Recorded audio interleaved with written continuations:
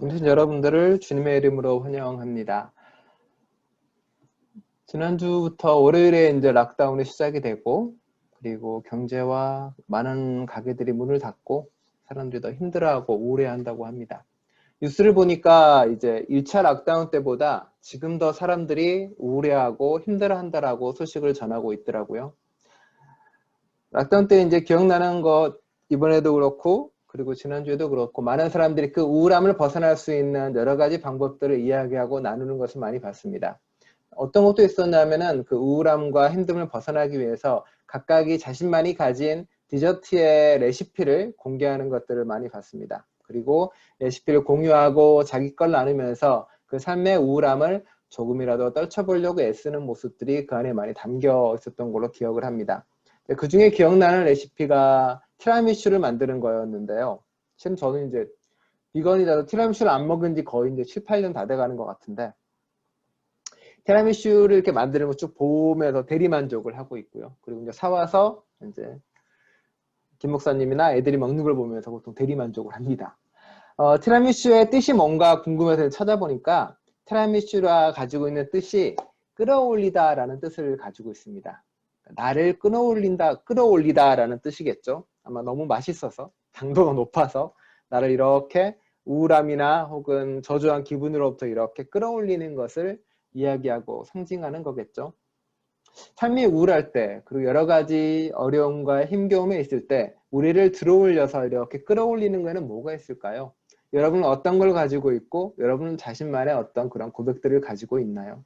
성서에서는 힘겹고 어려운 우리를 끌어올리기 위한 많은 이야기들이 들어가 있습니다. 그리고 그 끌어올림에 대해서 성서는 그것을 바로 희망이라고 보통 이야기하며 살아갑니다. 우리의 삶, 죽음 가운데 있는 삶, 죽음이 지배하는 세상에서 우리를 끌어올리는 것을 바로 희망이라고 성서는 이야기하고 있습니다.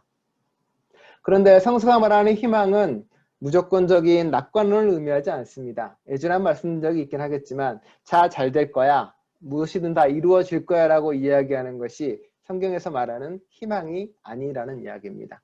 또한 자신의 욕망이나 바람이 이루어진다는 어떤 그런 욕심도 아니고요. 성서에서 말하는 희망은 조금 다른 이야기를 전하고 있고 조금 다른 말을 우리에게 해주고 있습니다. 오늘 본문 말씀에서 로마서는 어떤 이야기를 해주고 있습니까? 오늘 본 말씀에서 바울은 로마서를 통해서 이렇게 이야기합니다. 환난은 인내를 낳고 인내는 단련된 인격을 낳고 단련된 인격은 희망을 낳는 줄 알고 있기 때문입니다라고 말하고 있습니다.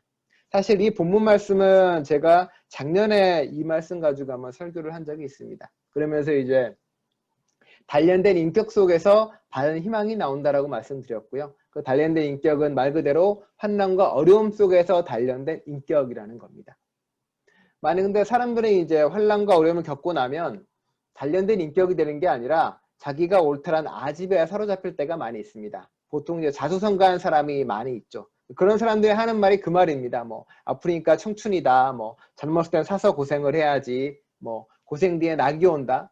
대충 그 정형적인 이야기를 보통 해내가고 있는 거겠죠. 성서가 말하는 것은 조금 다릅니다. 단련된 인격은 희망을 낳지만 그 희망이 우리를 실망시키지 않습니다. 하나님께서 우리에게 주신 성령을 통하여 그의 사랑을 우리 마음속에 부어주셨기 때문입니다라고 이야기합니다. 바꿔 말하면 희망이라는 것이 생겨난 이유는 바로 하나님의 사랑이 우리 안에 부어주기 때문이다라고 이야기하고 있습니다. 하나님의 사랑이 우리 안에 부어짐으로 생겨난 희망은 어떤 게 있을까요? 하나님의 사랑이 우리 안에 들어오면서 생겨나는 희망은 어떤 걸 말하는 걸까요? 화가들은 희망에 대해서 이런저런 그림을 많이 그렸습니다. 이 작품은 클림트가 그린 희망 첫 번째 그림입니다. 아이를 가진 여인이 있고요. 마치 그 아이가 희망이고 상징인 것처럼 보여지기도 합니다. 그리고 저 여인의 뒤로 보이면은 좀 다른 모습이 보여집니다. 확대 보면 이런 모습입니다. 죽음으로 상징되는 해골도 있고요. 우울과 혹은 불쾌 여러 가지가 그 안에 섞여 있는 것처럼 보여집니다. 희망, 뒤편에 저러한 것들이 있다는 표현인 거겠죠. 클림트가 그리고 싶었던 희망은 바꿔 말하면 죽음 속의 생명을 이야기하고 있습니다. 희망의 가장 근본적인 모습이 그거라는 거겠죠. 살아있음을 느끼는 것, 그리고 살아있다는 것을 깨닫는 것, 어쩌면 그게 희망의 가장 근원적이고 근본적인 모습이라고 이야기하고 있습니다. 기독교도 마찬가지겠죠. 그리스도교도 구원을 이야기할 때 늘 죽음 속에서의 구원을 말하고 있습니다.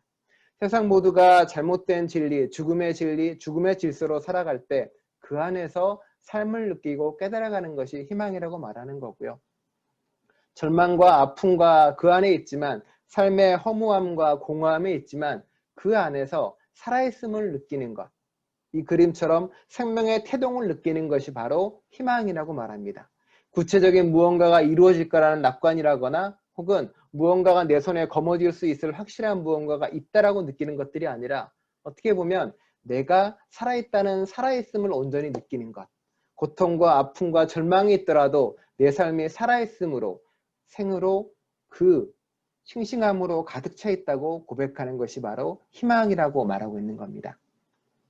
클림트의 또 다른 그림입니다. 희망2라는 그림인데, 이 그림도 마찬가지죠. 저 뒤편에 보면은 해골이 보이기도 하고요. 가끔 그렇습니다. 저기도 마찬가지로 희망 뒤편으로, 아이를 가진 여인 뒤편으로 해골의 그림이 보이기도 하고, 저 밑에도 잠든 것처럼 보이는 세 사람의 또 다른 여인이 보이기도 합니다. 죽은 듯이 잠들어 있고 손을 들고 있는 행복하는 자세처럼 보이기도 합니다. 클린트는 끊임없이 희망에 대해서 그렇게 이야기하고 있는 겁니다. 죽음이 지배하는 세상 속에서 생명을 가지고 있고 생명을 잉태하는 것이 곧 희망이다라고요. 내 안에 살아있음을 깨닫는 것, 내 안에 생명을 느끼는 것이 곧 희망인 겁니다. 하나님이 희망인 이유고, 하나님을 우리가 희망이라고 고백하는 이유는 바로 그 까닭인 겁니다. 무엇을 이루어주고가 아니라 내 안에 살아있음으로 하루하루를 그렇게 느끼게 만들어주는 것이 곧 희망이라고 고백합니다. 유명한 그림이죠. 프리다 칼로의 그림입니다. 제목은 희망의 나무여 굳세어라 라는 제목입니다. 칼로가 지금 등 깃발에 써있는 말이 바로 희망의 나무여 굳세어라 라는 그림입니다. 아시다시피 프리다 칼로는 사고로 인해서 몸을 못 쓰고 척추가 다치고 피를 흘리고 고통 가운데 있었죠. 그리고 정말 자신의 희망인 아이를 낳고 싶었던 소망도 강했던 사람이기도 합니다. 그 모든 것이 이루어지지 않았고 그 모든 것을 다 가지지 못했지만 프리다 칼로는 희망을 이야기하고 있습니다. 그 아픔과 고통과 절망 가운데서도 프리다 칼로는 자신의 살아있음을 놓치지 않은 거겠죠. 그의 마지막 작 비바 더 리바라는 그림에 보면은 과일을 그려놓고도 그렇게 표현하는 거죠. 생은 아름다우라고요. 고통과 아픔 가운데 있지만 그 가운데에서 삶의 가치라는 것과 그리고 견뎌내는 삶의 놀라움을 그대로 가지고 있는 것, 그게 바로 희망을 말하고 있는 것이고 그게 희망인 겁니다. 내 안에서 살아있음을 매일매일 감동으로 느끼는 삶입니다. 죽음을 따라가는 삶이 아닌 겁니다. 이건 예전에 한번 제가 한번 말씀드렸던 책이기도 합니다. 성령과 트라우마라는 책인데 거기 뭐 이런 말이 써 있습니다. 그리스도의 성사 안에 구원이 있다면 그것은 부활의 이야기와 부활 후의 만남들 안에 있다. 구원하는 능력은 예수의 죽음 안에 있는 것이 아니라 부활을 경험한 공동체 안에 있다. 부록은 구원은 화욕을 고백하는 공동체적인 실천들과 삶 속의 성령, 그리고 부활과 낙원에 대한 계속되는 성령의 약속으로부터 나온다입니다. 되게 어렵게 써있지만 그런 겁니다. 내 안에서 희망을 느끼고 희망을 깨닫는 것은 내가 결단을 한다고 주어진다거나 내가 희망을 가져야지라고 해서 가져지는 것이 아니라는 겁니다. 그것은 내가 삶 속에서 끊임없이 경험하는 하나님의 손길과 그리고 그의 사랑 가운데에서 주어지고 받아들여지는 겁니다. 그것은 어쩌면 내가 과거에 만났던, 과거에 경험했던 수많은 사람들의 나를 도와줬던 손길들이고 그리고 수없이 많은 사람들이 나를 도와줬던 그 무언가에서 희망이 나온다는 겁니다. 상황은 아무것도 달라지지 않았지만 누군가 내 옆에 있음으로 해서 누군가는 힘을 얻고 누군가는 딛고 나갈 능력을 가지게 됩니다. 희망이라는 것은 결국 내가 경험했던 수많은 그런 사랑의 손길 속에서 내 안에 생겨나는 것이고 주어지는 것이고 머물러지는 것입니다. 바꿔 말하면 여기서 이야기하는 구원은 희망으로도 바꿀 수 있습니다. 그 희망이라는 것은 주님이 이 땅에 오셨다는 그것을 내가 삶 속에서 실천해내고 그것을 공동체에서 경험하고 그 삶 속에서 만날 때 그것을 우리는 희망이다라고 이야기할 수 있는 거겠죠. 이 책에 이런 말이 있습니다. 나는 아무런 삶의 희망도 보이지 않는 상황 속에서 마음속에 삶을 품고 나아갔던 그 사람들의 몸부림을 존경한다라고요. 성령과 트라우마의 이 책은 수없이 많은 트라우마 속의 삶을 살았던 사람들을 이야기합니다. 가장 대표적으로 아우슈비츠 수용소에서 지냈던 사람들을 말합니다. 그들은 삶의 희망도 아무것도 보이지 않았는데 그들은 삶의 가치를 믿고 그곳에서 살고 나아갔다라고요. 마음속에 삶을 품는 것 자체가 희망이라고요. 마음속에 살아있다는 그것을 느끼는 것만으로도 그게 바로 희망이라고 이야기하고 그게 바로 믿음이고 구원이라고 말하고 있는 겁니다.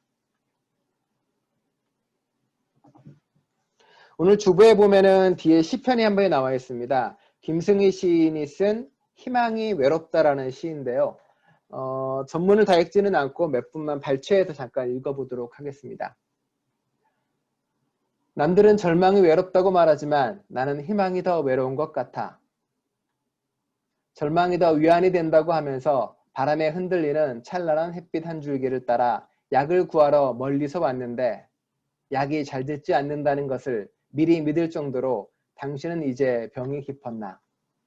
희망의 토템풀인 선인장, 피가 철철 흐르도록 아직 더 벅차게 사랑하라는 명령인데 도망치고 싶고 그만두고 싶어도 이유 없이 나눠주는 저 찬란한 햇빛 아까워. 물에 피가 번지듯 희망과 나, 희망은 종신형이다. 희망이 외롭다. 그렇죠? 많은 사람들은 자신의 삶의 허무나 그리고 힘겨움이나 혹은 고통 가운데 있기도 합니다. 그러면서 그런 말들을 많이 합니다. 희망은 없어라고 이야기하거나 아니면 삶이 허무하거나 공허할 때 삶에 무슨 가치가 있어라고 이야기합니다. 그 시인은 거기서 이렇게 이야기합니다. 절망이 더 위안이 된다고 하면서 바람에 흔들리는 찬란한 햇빛 한 줄기를 따라 약을 구하러 멀리서 왔는데 약이 잘 듣지 않는다는 것을 미리 믿을 정도로 당신은 이제 병이 깊었나라고요. 희망 없이 살아가는 사람들이나 혹은 삶에서 살아있다는 가치를 내버리고 그저 일상이 이런 것이다라고 접어버리고 사는 사람들은 어쩌면 그 많은 사람들은 절망에 익숙해져 있는 것이고 변하지 않는 삶과 달라지지 않는 세상에 대해서 절망한 사람들이겠죠. 그리고 그만큼 병이 깊은 사람이기도 하고요.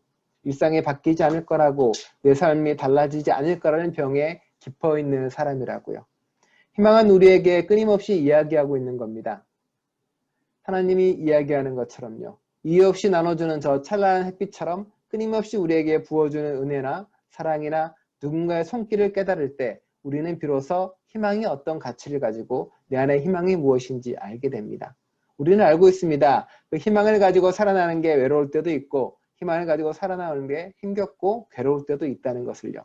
하지만 시인은 희망이 외롭지만 그래도 포기하지 않고 계속 가는 것이 옳다라고 말하고 있습니다. 저와 여러분들은 어떤 사람일까요? 누군가에게 손 내밀어서 희망을 주는 사람일까요? 아니면 그렇지 않은 사람일까요? 영어 속담 중에 젖은 담요 같은 사람이라는 속담이 있습니다. 축축하고 눅눅한 젖은 담요처럼 무언가가 확 깨트려버리는 사람이고 무언가 확 꺼버리는 사람들이 그런 사람들이죠. 일상에 그런 경우가 있습니다. 사람들이 모여서 와 이거 해보자 재밌겠다. 이거 한번 같이 해보는 게 어때라고 이야기할 때 누군가 가서 이렇게 이야기하죠. 예전에 해봤는데 별로 재미없어요. 혹은 그런다고 뭐 달라져. 혹은 그런 식으로 이야기하면서 확 꺼버리는 사람. 젖은 담요처럼 누군가의 생기와 누군가의 기쁨과 누군가의 웃음을 젖은 담요가 불 끄듯이 확 덮어버리는 사람도 있다는 겁니다. 냉소적이고 비판적으로 이야기하면서요.